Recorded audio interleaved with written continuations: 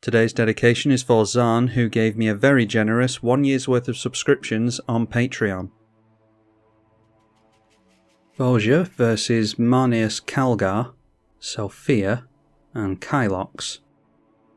A few commanders I've been looking at here. I've just made a deck with Marenus Calgar, tried to make a video with it, but couldn't get into a decent opening hand and did pretty much nothing all game. You'll probably see it at some point, but not anytime soon. Was interested in Kylox as well, but I'm not sure how popular a commander it is. Anyway, we've got all three colours and fast mana there, so hopefully be able to refill the hand with Hunter's Insight. We will try this. Alright, okay, an Elvish Mystic, that's made my mind up for me. I was wondering whether or not to go for Mana Crypt on turn 1 for the Thorium Mauler. I hope there won't be many spells being played on turn 1. I don't think it'll make a difference anyway. Go for the Command Tower now that we've drawn into the Dork. We can still go for Sol Ring into Thorium Mauler next turn. Try and maximise the amount of time that we get before we drop a Mana Crypt, because obviously if we get multiple bolts on that during the early game, it could matter in the late game. Alright, no spells cast on turn 1, so that's alright. We didn't lose out with the Thorium Mauler. We'll go Elvish Mystic for the Sol Ring. This will give us a chance to get down a tap land. Should be a Tricycle land actually. Play the Thorium Mauler, and Verdant Catacombs can... yeah, that can just be cracked now. First spell being cast into the Mauler is an Arcane Signet. This counts as both a wolf and an elf, of course. Noteworthy there's a Cavern of Souls here for the 40k player. Alright, now is our commander going to get countered? We can pay the command attacks quite easily, so I think we go for this anyway. Drew into Beseiju. We'll just go for the commander now. And yeah, mana being held up for a counter spell, I imagine. So there is an Arcane Denial. We get another plus counter, that is yes. So maybe it's worth going for the fast mana with the Hunter's Insight so that we can draw some cards with this. How many will we draw? Yeah, we draw a lot more with Voja is the thing. So I think I'll be greedy and hold off on the Hunter's Insight for now, although how likely is it to get countered? If this guy's just doing counter magic tribal, I'll wish that I'd drawn the cards. Yeah, let's go Forest, Mana Crypt, hope that we don't see a Vandal Blast or something. And then Hunter's Insight onto the Mauler. Don't suppose it matters if we do it at instant speed or not. And then turning sideways at the Kylox player. Obviously, would have been able to draw more cards with this, but it depends on whether or not the blue players are going to interfere with us. We're up against 3 blue players, so we're best just going after it while we can. Maskwood Nexus, we have already seen in a game, I think, on this channel, how good Maskwood Nexus is in this deck. Cavern of Souls is really, really nice against the blue players as well, so likely playing that next turn. And then with the Arcane Denial, we're going to be able to draw a couple here as well, which is half the reason that I decided to go for this. And get into some more wolves. There's 2 versions of Tolsimir, and we've got an Arwen as well.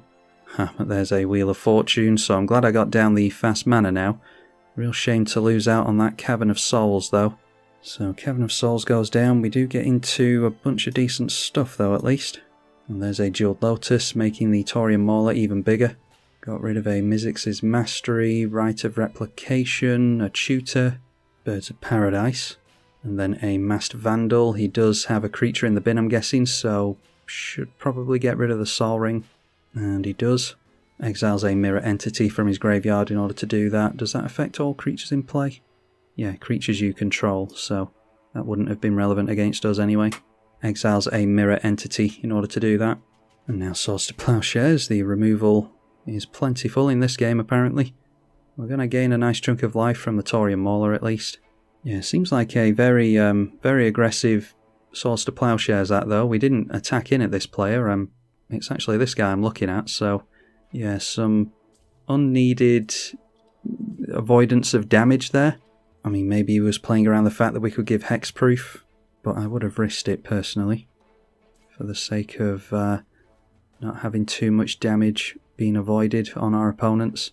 Alright, so let's go Reflecting Pool. And do we just go for getting down our commander again? Alright, not making use of the Jeweled Lotus yet. That is a Crackling Drake first. Obviously got down the Lotus because he had every intention of going for the wheel. And the power on this is currently, that's a 6-4 in the air. Sophia, Dogged Detective into play with Scooby-Doo. I didn't think of that until now. Do you think that was on purpose? So 5 cards in hand. The Vandal deals 1 damage to the... I always forget the name of this thing. Marenus Calgar. That's 2 mana held up, so could still go for counter magic and stuff. And creating a food token, then investigating because damage was dealt. Obviously this counts as a dog because it has changeling. Mirkwood Bats, looking to see all the tokens being made over there.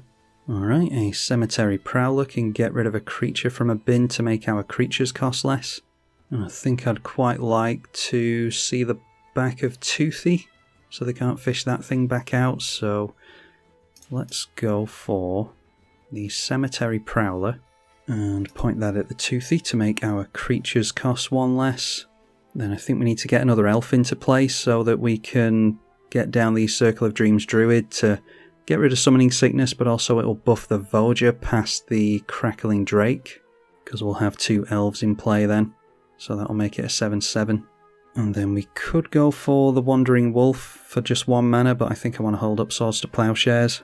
And the Simic player is holding up priority, so hopefully he lets us swing in, because we are losing out on damage here. But obviously it's the plus counters they'll be concerned about. Alright, going on to the Circle of Dreams Druid. Is that 2 Swords to Plowshares we've seen now, and we've got 1 in hand as well? Yeah, that means that we can't swing in over here anymore. Does that mean that we just have to go in after this guy for interfering with us? I think it does. We can always swords on that. So let's change where we're going and swing down the middle. So that is just 1 plus counter on each of our stuff now. And we do get to draw into Leaf Crown Visionary. And Shalai and Halar we saw in the last game how incredibly potent that is. So now has something else for us. Plus counter on each dog you control, so is looking to throw away the dog seemingly. Have to throw away his commander as well though. Okay, didn't think he'd be willing to sacrifice his commander in all honesty. So we'll make him recast the commander if we have to recast ours. I think we're fine going for some more setup during the next turn cycle or 2 anyway. So each of us lose a commander. We have lost Voja twice at this point. So play the Misty Rainforest, we'll hold up the Swords to Plowshares. Quasi-duplicate, create a token copy of this thing, so I have no doubt that that's going to come in towards us. I'm just going to go for the Swords to Plowshares here. So Faithless Looting after that. Then Gitaxian Probe, looking at our hand for 2 life. So the commander comes back down again. We encouraged our opponent to do that previously on our turn, although I wasn't expecting it, like I said. And now Tiny turns into the left against the Izzet player, nipping him back down, and then changing his mind and going in against the Marinus player instead. Instead the 2/4 goes into the left. Couple of dogs hit, so a couple of triggers on the commander, which is 2 clues, 2 food tokens. And getting through the potential counter magic, Marenus Calgar finally hit in play. Now the problem with Esper decks is that they don't necessarily do too well on mana, and 5 mana's a lot nowadays. So what I found is that you have to play this and then pray that it survives a turn cycle. Now there's been a lot of removal used already thanks to us going quite fast, so hopefully we'll see some cool stuff from Calgar. And as much as I don't want to take a turn off, well that might change things actually, now I've just started saying that. Yeah, I was going to say, as much as I don't want to take a turn off playing the commander again, we do need to have it not have Summoning Sickness, and we don't have a means of haste at the moment. But we've got 2 mana on this. That kind of pays for itself if we use the Gaia's Cradle. Yeah, so I suppose we might as well do that. Let's go. Oh, we could get down a Nara here so that we can just start swinging next turn. Yeah, let's try that. Then drop the Gaia's Cradle, tap it for mana with 3 creatures in play. And we'll try with our commander yet again. And we'll swing in at... Does it matter who we swing in at with this? Exile a card from a graveyard, so we'll go to the left. And we want an instant so that we can make instants cost less. So maybe... Yeah, if they can get Mizzix's Mastery back it wouldn't be good. But Recurring Insight with Flashback... yeah, I'll just get rid of the Mizzix's Mastery, I think. Probably the safest bet. So 4 damage to the Izzet player, and we're just hoping that we can have our board stay intact so that we can start getting some big damage and card draw going next turn. Bribery pointed at us from the Izzet player, so we're going to grab the best creature from us. And yeah, that's the highest CMC creature in the deck, and probably the best one for him to go for. Get a lot of chump blockers in play. Perry Tuck into play. That is sack 3 foods to draw a card, and they'll get additional foods on the triggers. 2/4 going into the right, and a 3/3 trample coming in at us. So I'm guessing that they're looking to buff this up quite a lot by sacrificing a lot of tokens. We could force them to do that, but I don't fancy losing any of these creatures, so we'll just allow them to hit here, I think. The Marenus Calgar blocking here, so every chance that it could go down to the Masked Vandal. Does have double strike, but yeah, encouraging the tokens to be sacrificed here. So we've now got a 5/5 trample coming in at us. This is a 4/6. So, alright, and then another buff, so 6 and a 5/7. So now that will take out the Marenus Calgar, not surviving a turn cycle. And damage was dealt to us by Tiny, so that will be a food token and a clue token, and there'll be additional... Will it be 1 additional food token or 2 additional foods from the Peregrine Tuck? Yeah, end up with 3 food, 3 clues there. More removal, Fell the Mighty, destroy all creatures with greater power than a target creature, so that is a 2/3, we get to keep our mana dork at least. It's going to be one of those games, I think. And then the bats turning in at us for 2 damage. Okay, draw into another land in the form of a Gonjo, so play a plains. How much is our commander now, like 11? Yeah, 11. Just 1 mana away from getting down at our commander, unfortunately, so let's go for Leaf Crowned Visionary, and then we can go for Shalai and Halar for another elf, and we'll pay the greens so that we can draw a card here. And that draws us into Inspiring Call, so if we can manage to actually have our commander in play for any length of time and then get some plus counters going, we should be able to survive a board wipe and even draw some cards. But at the moment I think we're going to hold up the Stroke of Midnight. So we'll take 3 damage straight down the middle. I want to really bully the Kylox player, but he's being ignored, unfortunately, because everyone's scared of Voja for obvious reasons. And the longer you leave a Scary Is It player in play, the worse it's going to be for us potentially, but I also don't want him just holding up counter magic specifically for us, so if we don't attack him, maybe he won't. A Mana Crypt for the Kylox as well. Can't use Stroke of Midnight onto the commander because it has Ward, I think. Yeah, Ward 2, along with Menace and Haste. That is an Enigma Drake, a 9/4, thanks to all the instants and sorceries in the bin. Could still see the commander here. And yep, there it is, Kylox entering the field. So they've got a big 9/4 to sacrifice here, which you have to assume they're going to. Attacks in at the food player. Yeah, went after the tokens as well, so that was 9, 10, 11 cards they exile off the top. So we'll just allow them to put stuff on the stack here instead of going through what is actually in exile. An Immolating Gaia, X damage to each creature, another board wipe, that you don't control, where X is the number of instants and sorceries in the bin. A Clone Legion, so targeting us with that. Resculpt gets rid of our Mana Crypt. And then a Brainstorm as well, so we're going to have to go for the Stroke of Midnight now if we want to go for it at all. So yeah, suppose we might as well go for it here. Stroke of Midnight, we'll do it onto the Mana Crypt. I'm just going to play Reactionary at this point because I think it's Arch Enemy at this point anyway. And they allowed the removal through, so I'm going to assume that they don't have Swan Song or something like that. Clone Legion will resolve and it will give them an Elemental token. They made sure to give us one first. And then the entire board gets wiped anyway with Immolating Gaia. So hopefully our opponents are starting to see that this player is an issue. Not that Voja isn't. We have probably been knocked out of the game at this point because we've lost too much mana and lost our commander too many times. Very difficult to win a game of commander in a creature-based deck when it's ram full of removal and board wipes. A Shimmer Dragon. 4 or more artifacts and it has hexproof. Tap 2 artifacts to draw. So they've got draw 3 here effectively. And looks like Tarax is going for the card draw 3 times. Commander's Sphere for the 40k deck. And then a Talisman of Hierarchy.